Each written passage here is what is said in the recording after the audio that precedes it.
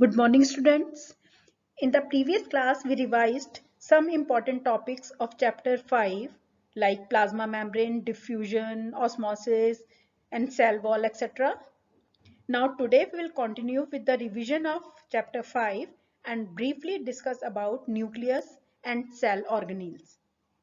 We will also start next topic today, chapter 6, tissues. We will understand the meaning of tissues and also learn about plant tissues and animal tissues.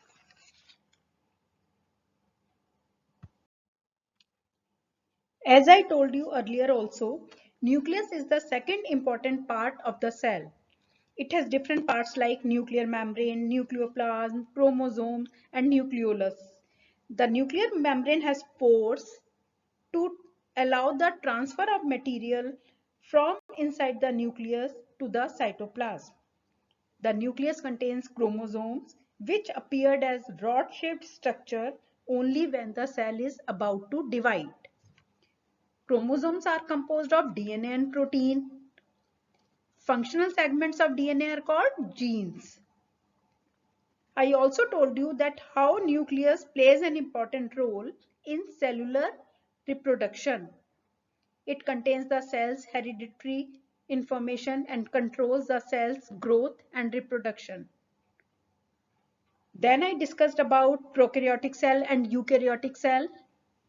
Prokaryotic cell is smaller in size than eukaryotic cell. Membrane-bound cell organelles are also absent in prokaryotes, but they are present in eukaryotes. Then I also told you that cytoplasm is the fluid content inside the plasma membrane. It contains many specialized cell organelles, and these cell organelles performs a specific function for the cell. For example, first cell organelle is endoplasmic reticulum.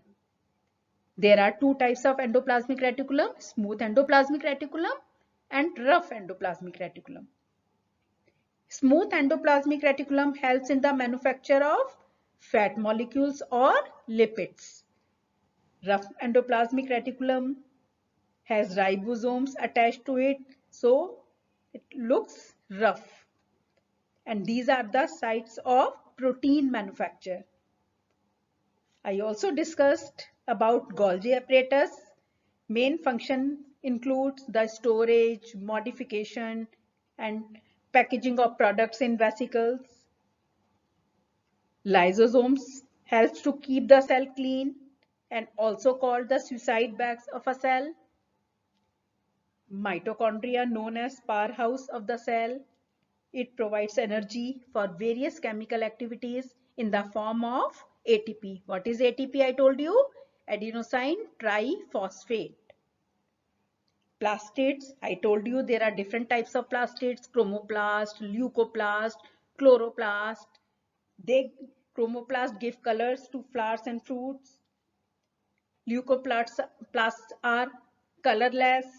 Chloroplasts contain green color pigment called chlorophyll and important for photosynthesis in plants.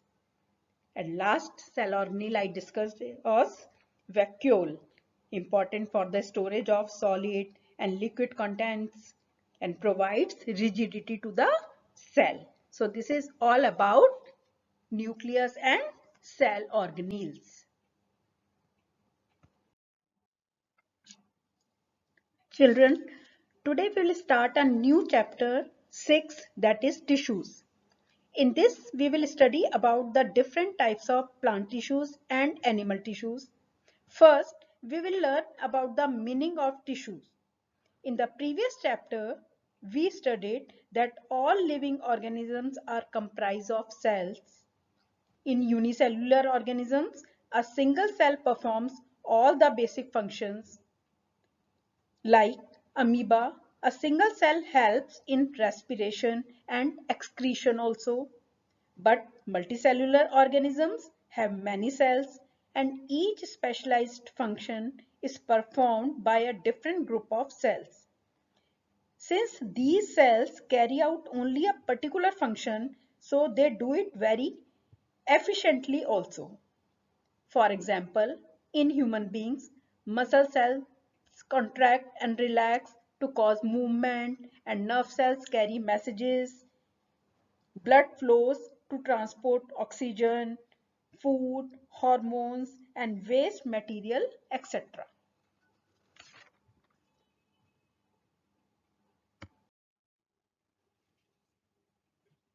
In plants, there are vascular tissues which conduct or transport food and water from one part of the plant to the other part. Children, you know what is vascular tissue? It is a complex conducting tissue made of more than one type of cells and found in vascular plants like xylem and phloem. In the coming classes, we will study more about xylem and phloem. Multicellular organisms show division of labor. Particular function of the body is carried out by a cluster of cells. Cluster of cells means group of cells called tissue.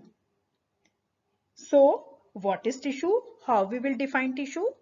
A group of cells that are similar in structure and work together to achieve a particular functions forms a tissue. The body has levels of organization like cells forms tissues, tissues forms organs, and organs form organ system.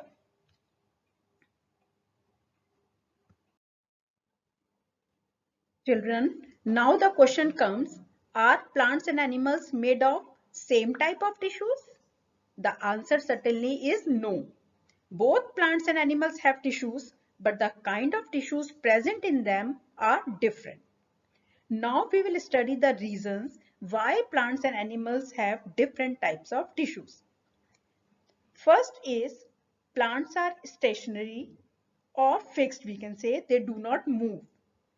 Mostly their tissues are supportive.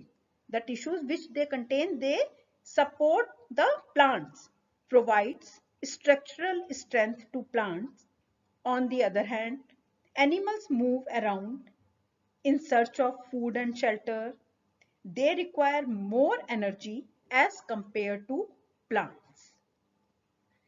Second point, in plants, most of their tissues are dead because dead cells can also provide mechanical strength as easily as the live ones.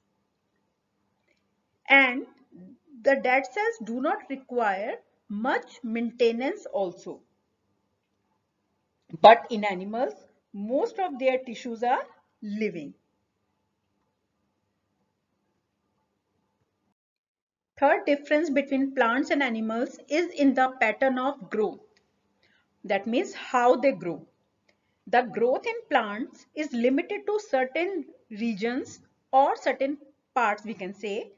There are some tissues in plants that divide throughout their life, and these are present in certain parts only.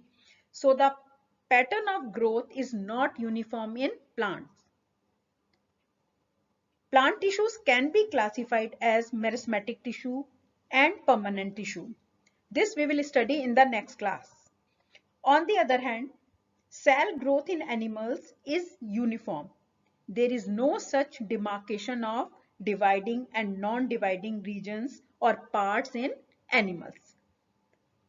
Fourth reason is the difference in the structural organization of plants and animals. The structure of plant tissue is not very complex or specialized as compared to animals. On the other hand, the organ and organ systems in animals are highly developed than plants. It is far more specialized in complex animals. So because of all these differences between plants and animals, they are made up of different types of tissues. In the next class, we'll study more about the types of plant tissues. Thank you.